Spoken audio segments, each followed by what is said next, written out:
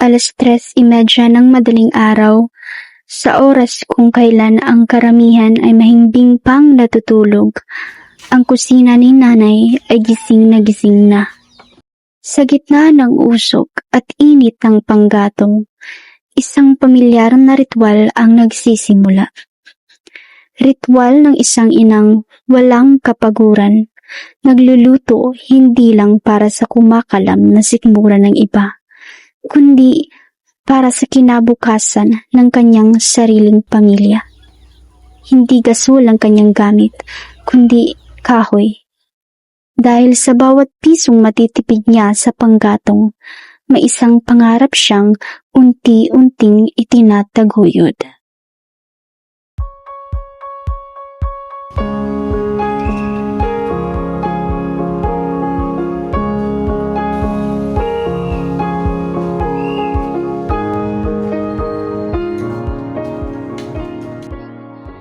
Linda Castilla. May 8 yan na ano? Opo. 1 year ako na nga din. Ay, oo. Anniversary ngayon. Oo, ay bilin 1 year na ako yan na din he. Oo, May 8. Oo, yan. Oo, 1 year. May 8 ako nag-open din he. Oo, dati ako pa Pastrana Public Market. Nagtitinda ng mga isda, manok, kanan. Wala, din nilawat ako. Anak ko, natural. Lalo na yung estudyante ko ngayon. Estudyante pa akong college. Isa bunso ko. Isa na lang nag-aaral na yun. Opo. So, anong oras po kayo kadalasang gumising? 3:30 ng madaling araw kasi magsasaing. Pag-aano ng gulay, yung gugulayin. Tapos pag 4:30, papunta na kami ng Palok. Galing man kami barangay Malitpugay. Tapos, Oo, tapos Para hindi lumamig ang kanin, itinatago niya ito sa isang water jug upang manatili itong mainit pagdating sa kanyang pupuntahan. Bit-bit ang naglalakihang balde ng mga sahog. Hihintayin niya ang pagdaan ng unang biyahe ng multicab sa tabing kalsada. Pagsapit ng 4:30, magsisimula na ang kanyang paglalakbay patungo sa katabing bayan, sa Palok. masirap gan pag gusto mo matulog parang 3:30 pero gigising ka kasi yung kanin ko galing doon sa amin oo doon ko sinasaing kung wala yung imo paginta travel na pakan ito dara to iso nakalagay na robo diri kuan yung water jug para hindi nalamig mainit pa. Rayo pa daw na daw na dara pag-abot nga ni. Damo. Dara po itong gula, lutoon nga gulay, isda, Ano ginawatod ka nga niyan kung nagbabad ka? Di, kasi yung multicab, nadaan sa bahay namin mismo, tabing kalsada. Tapos pag kanina ata pala eskina. Di na. Inatod ka gyapon. Oo. Mo ba liwat kay? Damo Daw dara-dara na yun. Damo tak dara. Bakit putan? Ang lupinay. Dara mo pa kanina. Oo, tsaka karne. Dito sa Palo. Dayan meat shop, tsaka suki. Yung dala ko lang isda, mga gulay, tsaka yung kanin. Oo, yan. Yung dala ko. Kanin. Mo pa liwat na yun. So, kasi di kaya kung pati kanin, lulutuin ko dito, maano sa gas. Oo. Dato na kuan kahoy. Kahoy. Mula 9:00 ng umaga hanggang 1:00 ng hapon, dagsa ang mamimili. Lalong-lalo na kung araw ng Sabado at Biyernes ng gabi, kung kailan dagsa ang mga tao sa Palok. Halos 5 oras na walang upuan. Diretso ang kilos ng kanyang mga kamay at paa. Tinitiis ang pamamanhid ng katawan upang mapagsilbihan ang mga taong naghahanap ng lasang lutong bahay. Ilang oras po kayo nagtatrabaho sa isang araw na? Mula 3:30 hanggang 1 p.m. Pagdating ng 1:30, doon pa lamang unti-unting luluwag ang pwesto. Paisa-isa na lang ang bumibili. At doon pa lang siya makakaupo ng maayos upang magpahinga bago umuwi. Pag-pin na po na yun. Oo, kasi doon pa isa-isa na lang. Pero pagdating ng 9 o'clock hanggang 12, hanggang 1, dire-diretso yan, walang upo. May nabili doon. Araw-araw, Nagpupuhunan si nanay ng 4,500 piso para sa mga sangkap. Bagamat kunti-kunti lang ang sukat ng bawat putahe, marami at iba-iba ang kanyang inihahain.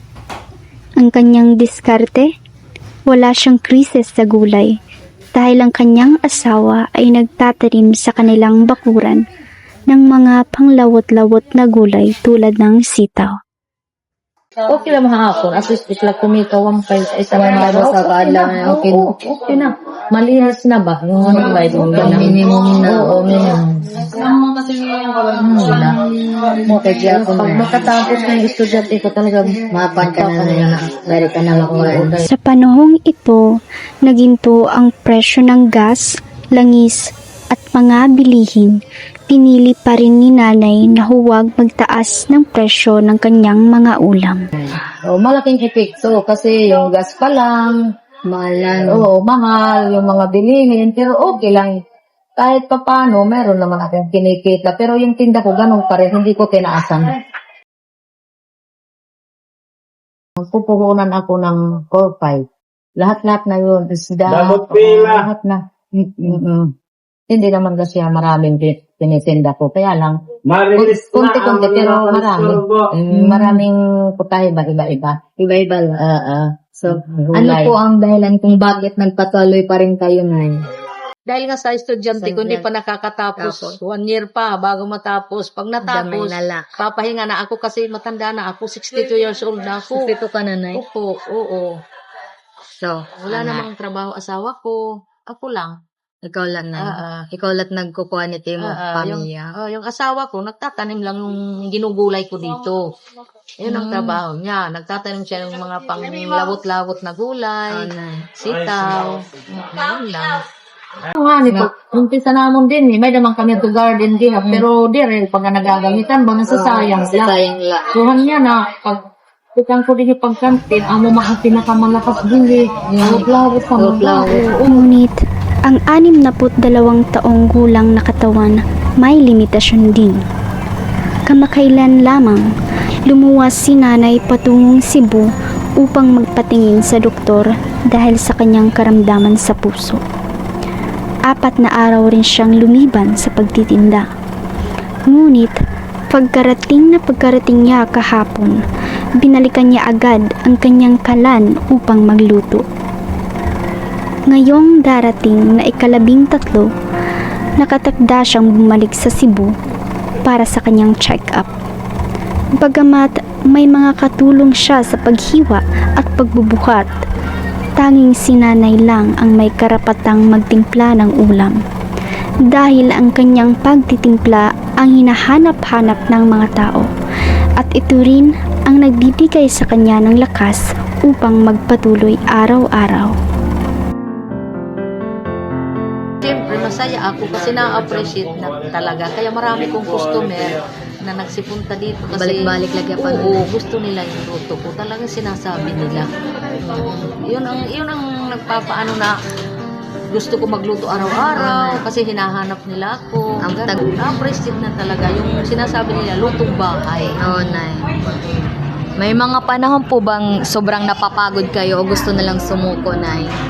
Oo, talaga dahil kasi ngayon nga, papadoktor ako, galing ako ng Cebu ng paano kasi may ano ko sa car. Ayun lang, kaya nag-absent ako ng 4 days dito. Ano po ang nagpapasaya sa inyo kahit mahirap ang buhay? Eh, siyempre, kumikita ako kahit paano ng araw-araw. At least may income ako pang araw-araw namin. Bayad kuryente, tubig, lahat, siyempre. 1 taon na ngayon, noong 8 ng Mayo, nang buksan ni nanay ang karinderyang ito. Ito ang kanyang anibersaryo. Ngunit bago ang tagumpay na ito, tumaan siya sa matinding pagbagsak. Noong 2005, nagsimula siya bilang tinderang isda sa public market ng Pastrana. Ngunit nang dumating ang pandemya ng COVID-19, dumami ang mga naging kakompetensya ni nanay sa pagtitinda. Naipit si nanay sa kanyang pwesto, humina ang benta at tuluyang bumagsak ang negosyo. Upang maisalba ito, Nabaon siya sa napakaraming utang sa mga lending. Mga utang na naging dahilan kung bakit hindi na siya makatulog sa gabi dahil sa kakaisip kung paano ito babayaran. 1 year talaga ako ngayon. May 8 ako nagbukas dito. Anniversary ngayon ni nanay. Oo, ngayon, ano na. So, ano ko na ng 1 year. 1 year. Oo.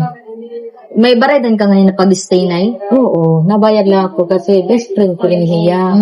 So, naluluoy man hiya, ako gin pa. Ipakuan. Gin pa pisto din he. Kaya dati, ako talaga ako public market, pastrana. Mahina naman hinduro. Di rin mandot ka na naman. Oo, di rin na kaya. Marami akong utang na mga linding ba. Hindi ko na talaga kaya. Inaharos hindi na ako makatulog sa kung paano ko mababayaran yun. Pag-una-huna. Oo, pag-una ng amo ko. Di rin na talaga kaya akong income. Kasi marami nang nagtitinda ng isda mula nung mag-COVID. Oo, nay. Oo, yung mga parang sabong, mga isda na. Kaya humina na ng humina. Tapos, ginsusudoy pag-unera. Oo, Ikaw na yan nakalangan. oo, adala ko pesto. Wala na talaga, bumagsak talaga ng husto. Kasi yung kaibigan ko. Business ka ngayon, nay. Oo. Matagal mula 2005 pa ako nag-umpisa sa public market. Maiha na. Kaya ang talaga inaan ko sa pagpaaral ng mga anak mo. Oo. Hanggang sa umabot na yung nag-COVID, yung humina, bumagsak na ng husto, may mga loan ako. Kasi kahit papaano, ganun lang ang trabaho ko. Pagpatayo ko ng bahay, ito, alam yan ito. Tapos yun, nung humina na, bumagsak na ako ng husto. Kaya, ito yung kaibigan ko, yun na nagsabi na, yung iwanan mo na yan, lipat ka dito, magkamping ka dito kasi maraming tao. Download ko na nila ikaw. Labi na kung Sabado, tas Friday night. Oo, yun. Ayun, nagpuntik na ako, lumipat na ako dito, kaya sinabi niya sa akin, huwag ka na umupa kasi yung upa niya dito, mahal, 25,000. Ito lang, oo, ito Oh, lang. nag-upa ka pa nila? Oo, 25,000. Sugas, ko pa na niiyagap yun nila. Hindi, iya, oo, kanilits. Pero siyang umuupa. So sabi niya, may expense pa naman, bakante, sayang, malaking upa ko. Ayun, pinapisto niya ako dito. Ayun nga, nagbibigay na lang ako. Naghatag ka na, ibig Oo, sabihin, one time. Kasi yung tubig, malakas ako sa tubig. Siyempre, commercial ang tubig. Yun lang binibigay ko. Pero pag yung okay na ako, yung ano ko na yung mga utang ko, mabayaran, unti-unti. Kaya ko mag-rent dito. Dahil 3,000, kaya ko. Pero pansamantala ngayon, marami pa akong binabayaran. Wala pa pinaeskwela nun na. Oo, may eskwela. Si nanay ay may 5 anak, kabilang ang isang kambal na lalaki at babae. Ang kanyang panganay na anak ay isa ng ganap na engineer at ang pangalawa naman ay isang negosyante. Sa kabila ng tagumpay ng kanyang mga nakatatandang anak, may isang matatag na prinsipyo si nanay. Hindi siya hihingi ng pera sa kanila, maging sa panahon ng kanyang pagkakasakit. Wala pa pinaeskwela nun na. Oo, may eskwela pa ako. Kumbaga, eskwela ko okay naman, kaya lang ang allowance niya, tsaka boarding house. Yun ang inaano ko, allowance, boarding house, yun na lang. Pero ang Nay. Uan, in 5. May kambal ako. Pero malalaki na, may mga asawa na yung kambal. Yung ano ko na lang, bunso, yung fourth year ngayon, ang wala pang asawa. Mupay na kay diri ka nagkukuha na era, nagaagad na buligit ako na anak. No, Ano yung pere bunso? ako, pere. Mupay liwat na. Oo, hanggat kaya ko pa maghanap buhay ang sarili ko, ay ayaw ko humingi sa mga anak ko. Alam nila yan na hindi ako nangihingi. Ni minsan hindi ako nangihingi. Kung bibigyan nila ako, kanda. Oo. Okay lang sa akin bigyan nila ako. Pero kahit sila nagpipilit magbigay, kung mayroon ako, ayaw ko tumanggap kasi may mga anak na rin sila. Yung panganay ko, engineer. Oo, pero may asawa. Wala nang trabahong asawa kasi may mga anak. Yun na lang nagbantay. Yung pangalawa kong anak, negosyante. Kaya ganun din, hindi ako nag-aasa sa kanila. Kaya hindi ako naghihingi. Ni minsan, kahit ako may sakit, hindi ako nanghihingi. Kusa kong Ikaw na talaga, Nay. Oo, kusa kong ipon ang pinangpapagamot ko. Kung bigyan nila ako, okay, maganda. Mupay na kay bisan ko na era, di kalagap na kuan kayo. Oo, kaya ko pa. Basta hanggat kaya ko maghanap buhay ako. Usa na malalawat, Oo, Nay. kaysa umasa ako sa mga anak ko, sasabihin ko, bigyan niyo ako kasi ganito, pinaaral ko kayo. Hindi, ayaw ko ng gano'n. Mupay Hanap na. buhay talaga ako. Alam nila yan na hindi ako nangihingi kanila. Yung isa kong anak, yung kambal, lalaki at saka babae, kasi yung pangatlo kong anak, 31 na silang edad. Yung pangatlo kong panganak, kambal, lalaki at babae. Iyon ang binigyan ko ng pwesto ko. Sa public market na Oo, siyang nandoon ngayon. Para sa marami, ang tagumpay ay ang pagkakaroon ng karangyaan. Ngunit para sa isang ina na dumaan sa hirap ng pagiging ulila mula pagkabata, sa bigat ng utang at sa sakit ng karamdaman sa puso, iba ang kahulugan ng tagumpay. Ang tagumpay ay ang kalayaang maging masaya, ang mabuhay ng walang stress, walang utang na iniisip, at may marangal na hanap buhay na wala kang taong tinatapakan. Sa araw na pakatapos ang kanyang bunso, doon palang papatayin ni nanay ang apoy sa kanyang kalan. At sa wakas, hahayaan naman niyang magpahinga ang kanyang napagod ngunit dakilang puso. Ano po ang mensahe ang gusto niyong ibigay sa kapwa Pilipinong nagtatrabaho ng mabuti? Yung masasabihin ko, wag lang kayong titigil. Hanggat kaya pa ng katawan, kaya pa maghanap buhay pa rin. Yung marangal lang, wala kang taong tatapakan. Tapos ano pong payo niyo sa amin na kabataan tungkol sa sipag at tiyaga? Yung magpapayo ko sa inyo, huwag kayong mag-aasawa ng maaga. Yung makapagtrabaho kayo ng maayos para sa kinabukasan. Amen. Madalas, sinusukat natin ang halaga ng isang tao sa dami ng diploma sa kanyang dingding o sa kinang ng mga titulong nakakabit sa kanyang pangalan. Ngunit sa gilid ng langsangang ito sa palo, ipinapaalala sa atin ni nanay na may isang uri ng karunungan na hindi nabibili ng salapi at hindi itinuturo sa 4 na sulok ng unibersidad. Ito ang dunong ng isang inang natuto sa uong ng bagyo, sa bagsak ng negosyo, at sa tindi ng utang na pumatay sa kanyang mga gabi ng tulog. Pero mo pa yun kay bisan wala ka naka-eskwela na naka-form ka pa ni mo mga graduate na era na mo pa gapon. Kaya nga sinasabi nila na kahit grade 6 ka lang, magaling ka sa negosyo. Yun na lang ang nasanayan ko. Kaya magaling ako sa kwenta-kwenta. Oo, kasi wala nung Very good mauuwat na yan lang talaga yung maganda. Mobile Kaya mo. sabi nila, pa grade 6 ka lang, ganyan ang ano. Amo ting mindset. Oo, nasanay ako. Perfect. Mo pa gapi Lord. Yun lang ang inano ko kay Lord, na sana makapangasawa ako nang hindi ako lukuhin. Kasi mahirap na. Yung magkakaroon ka ng anak na walang ama o wala akong magulang, sinong kukup sa amin. Pinalaki lang ako ng lola ko, wala naman ang lola ko, namatay na. Kaya inisip ko rin ang kinabukasan ko, kahit makapag-asawa lang ako ng magsasaka, basta matinong sao. Yun lang. Yung sasaka nga lang, hanap buhay niya saan? Sa palayan.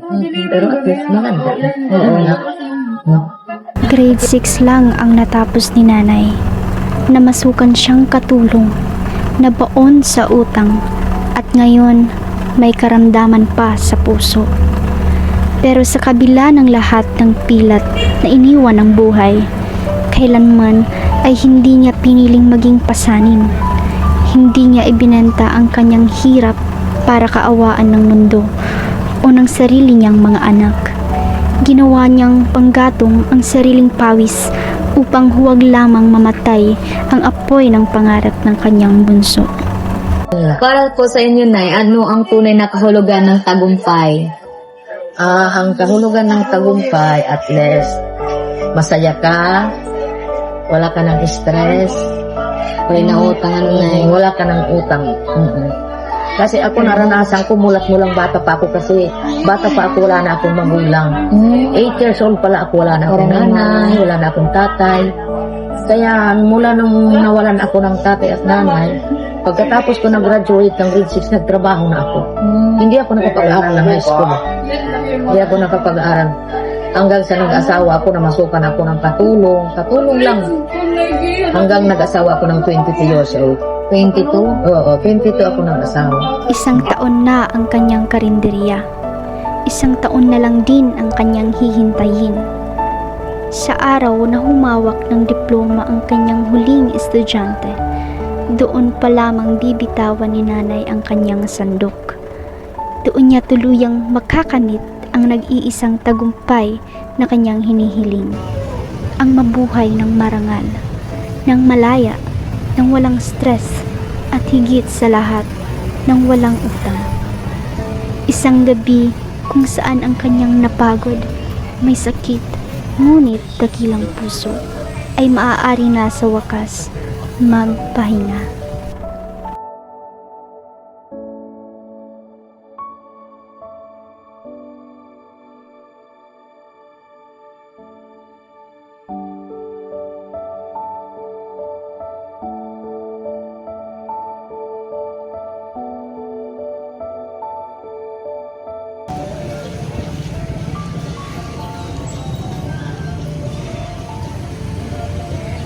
Kaya marasa man magluto nga nagkawan. Ngan baga meron min si Ria Presyo.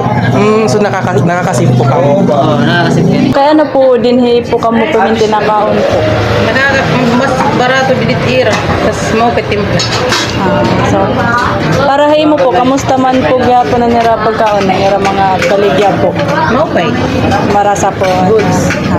Ano ra karasa nang kung pera ni mo kwarta era kita sa pagkanto mga 20 kaya di ba?